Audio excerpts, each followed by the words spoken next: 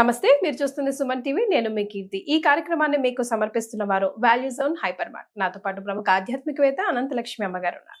నమస్తే అమ్మా. నమస్తే తల్లి. అమ్మ, ఆడవాళ్ళు బొట్టు పెట్టుకోవడం కంపల్సరీయా? ఎందుకు? మీ అడిగిన ప్రశ్న సగమే ఉందమ్మా. బొట్టు అందరూ పెట్టుకోవాలి, అంటే ఆడ మగ తేడా లేకుండా. ఆడ మగ లేకుండా. అయ్యో, ఆడవాళ్ళే పెట్టుకోవట్లేదు, ఇక మగవాళ్ళు ఎక్కడ పెట్టుకుంటారు? ఎందుకు పెట్టుకోవాలో తెలియకపోవడం వల్ల పెట్టుకోవటంలా. ఓ, మామూలుగా అయితే ఏం చెప్తారంటే, మేము సనాతన ధర్మంలో ఉన్నాం, ఇది కొంచెం విశాలమైన ఆలోచన, దాన్ని కొంచెం సంకుచితంగా చూసుకుంటే మేము హిందూ మతంలో ఉన్నాం, ఇలా అందువల్ల ఉన్నామని. అది కానే కాదు. లేదు మేము దేవుణ్ణి నమ్ముతున్నాం అనడానికి నిదర్శనం అంటారు, అది కూడా ఒకటి. కానీ అసలు విషయం అది కాదు. బొట్టు ఎక్కడ పెట్టుకుంటాం మనం? కనుబొమ్మల మధ్య పెడతాం. కనుబొమ్మల మధ్య సరిగ్గా ఎక్కడ పెడతాం? పెట్టడానికి ఒక ప్రదేశం ఉంది దానికి.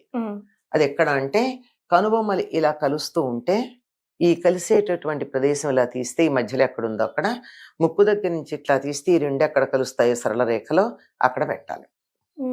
అక్కడ ఏముంటుందంటే ఆజ్ఞాచక్రం ఉంటుంది. ఆజ్ఞ అంటేనే కమాండ్ అని అర్థం.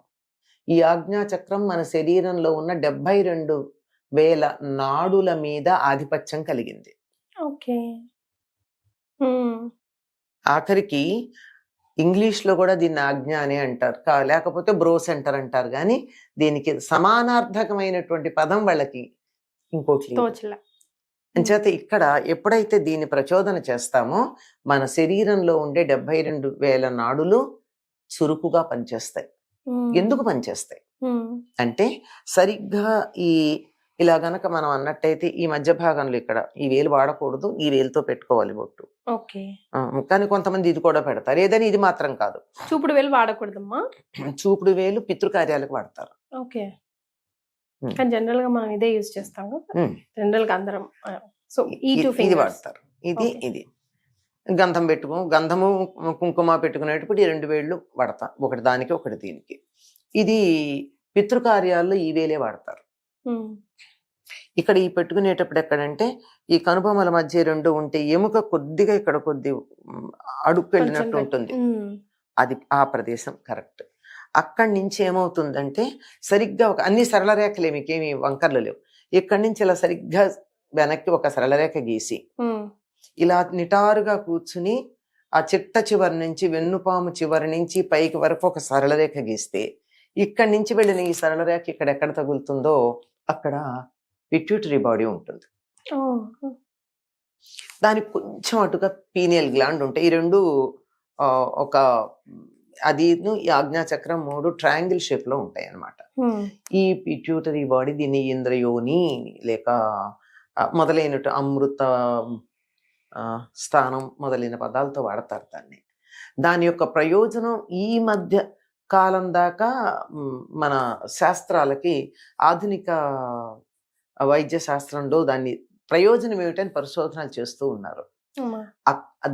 అది గనక యాక్టివేట్ అయినట్టయితే అత్యున్నతమైనటువంటి మేధా సంపద ఉంటుంది.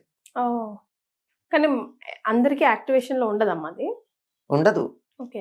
అది దానికి ఒక ఇది కూడా ఉంది, హయ్యర్ బ్రిడ్జ్ బిగినింగ్ అని చెప్పి. దానికి ఆ కలిపేటటువంటి సూత్రానికి సంబంధించినటువంటి సాధన కూడా వేరే ఉంటుంది. అక్కడి నుంచి అమృతం స్రవిస్తూ ఉంటుంది అని చెప్పి కేచరి ముద్రతో కొండనాలుక దగ్గరికి ఈ నాలుక కొస వెళ్ళేటట్టుగా చేసి ఆస్వాదించే ప్రయత్నం చేస్తూ ఉంటారు ఈ హఠయోగం అవి చేసేటటువంటి వాళ్ళు. అక్కడి నుంచి వస్తుంది అమృతం. అటువంటిది యాక్టివేట్ అవ్వడం కోసం ఏ రోజుకు ఆ రోజు ఇక్కడ ఒకసారి ఇలా వేలుతో పెట్టుకుంటారు. ఈ పెట్టుకోవడం ఇట్లా వేలుతో నొక్కుంటే అయిపోతుందా అంటే ఒక క్షణమే. కానీ అక్కడ జరగవలసింది ఏమిటంటే, మనలో నేను అనేటటువంటి ఆత్మ గౌరవం, ఆత్మ ప్రశ్రయం, తన మీద తనకి విశ్వాసం, ఆత్మవిశ్వాసం ఇవి కలగాలి అంటే సూర్యుడి నుండి వచ్చేటటువంటి కాంతి మనలో ప్రవేశించాలి. సౌర ప్రజ్ఞ. సూర్యుడు ఆత్మకారకుడు అంటారు. ఆత్మకారకుడైనటువంటి సూర్యుడి యొక్క ప్రజ్ఞ మన శరీరంలో ప్రవేశించేటటువంటిది చాలా తక్కువ ప్రదేశాల్లో వస్తుంది. ఆ సూర్య ప్రజ్ఞ ఒకటి దేశీయమైన ఆవు యొక్క మూపురంలో ప్రవేశిస్తుంది, 2 మనిషి యొక్క ఆజ్ఞాచక్రంలో ప్రవేశిస్తుంది. ఓ అది ప్రవేశించటానికి ఎరుపు రంగు గనక అక్కడ ఉన్నట్టయితే ఎక్కువ దోహదం చేస్తుంది. ఉమ్. ఇప్పుడు చెప్పండి, ఎవరు పెట్టుకోవాలి బొట్టు? ప్రతి ఒక్కరం కూడా మనిషి పుట్టాక. ఆ, ఉమ్. ఎందుకంటే నా నాడీ మండలం చురుకుగా పనిచేయాలి, ఉమ్. నాకు తెలివితేటలు ఎక్కువ ఉండాలి, నా జ్ఞాపక శక్తి ఎక్కువ ఉండాలి, నేను చక్కగా ఆలోచించగలగాలి, నేను బాగా మాట్లాడగలగాలి, నాకు తెలివితేటలు ఎక్కువ ఉండాలి అని ఎవరైతే అనుకుంటారో వాళ్ళు రోజు ఒక్కసారి ఎర్రని రంగుతో కుంకాన్ని ఇక్కడ ధరించాలి. అది కూడా రంగులు మైదా పిండిలో రంగులేసి అలాంటివి కాకుండా, అది కూడా ఆరోగ్యం దృష్ట్యా, ఇది నాడీ మండలం ఇలాంటి తెలివితేటలు చెప్పాం. భౌతికమైనటువంటి ఆరోగ్యానికి కూడా కావాల్సింది పసుపుతో తయారు చేసిన కుంకుమ. ఓ ఇప్పుడు అది దొరకడం దొరకట్లేదు చాలా కదమ్మా. అపురూపంగా ఉంది.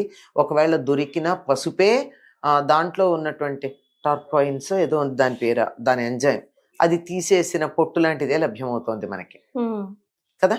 ఉమ్. అటువంటిది కాక మంచి పసుపుతో తయారు చేసిన కుంకుమ ఉంటుంది. అచ్చా. అది కనుక పెట్టుకున్నట్టయితే చాలా ఆరోగ్యానికి మంచిది. ఇప్పటికీ ఆయుర్వేదం దుకాణాల్లో నిమ్మ కుంకుమ అని చెప్పి కొంత దొరుకుతుంది, చాలా ఖరీదైంది, ఓకే. భలే ఉంటుంది. దాని రంగు అయితే చెప్పలేం, చాలా బాగుంటుంది, ఓ మంచి ఎరుపు.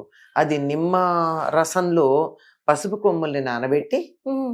రాత్రంతా నానబెట్టి పగలు నీడ నిండబెట్టి, రాత్రంతా నానబెట్టి పగలు నీడ నిండబెట్టి, అలా మొత్తం ఆ రసమంతా దాంట్లో ఇంకేదాకా చేసి దాంతో ఇంట్లో దంచి కుంకుమ తయారు చేస్తే వచ్చేది. ఉమ్. అది ఆయుర్వేదంలో చాలా బాగా వాడతారు.